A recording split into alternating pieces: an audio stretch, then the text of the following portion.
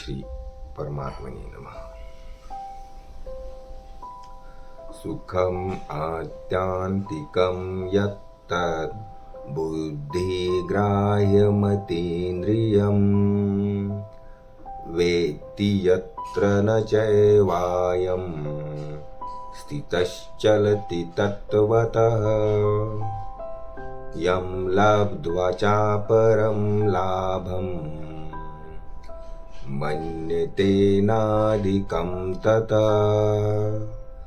यस्मिन् स्थितो न दुःखेन गुरुणापि विचाल्यते तं विद्या दुःखसंयोगवियोगम् योगसंज्ञितम्। स निश्चयेन योक्तव्यो योगो निर्विण्णचेतसा।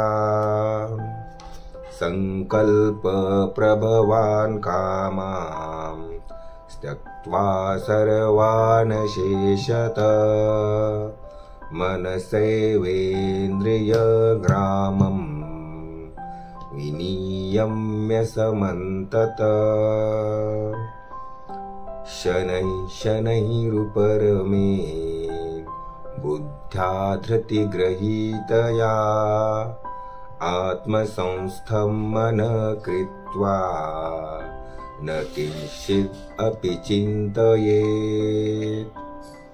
यतो यतो निश्चरति मनश्चञ्चलम् अस्थिरम् ततस्ततो नियम्य एतत् आत्मन्येव वशं नयेत्।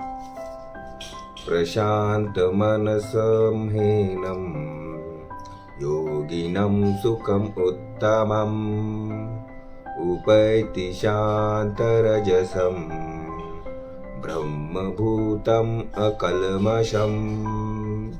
युञ्जन्नेव सदात्मानं योगी विगतकल्मषः। सुखेन ब्रह्म संस्पर्शम् अत्यन्तं सुखमश्नुते।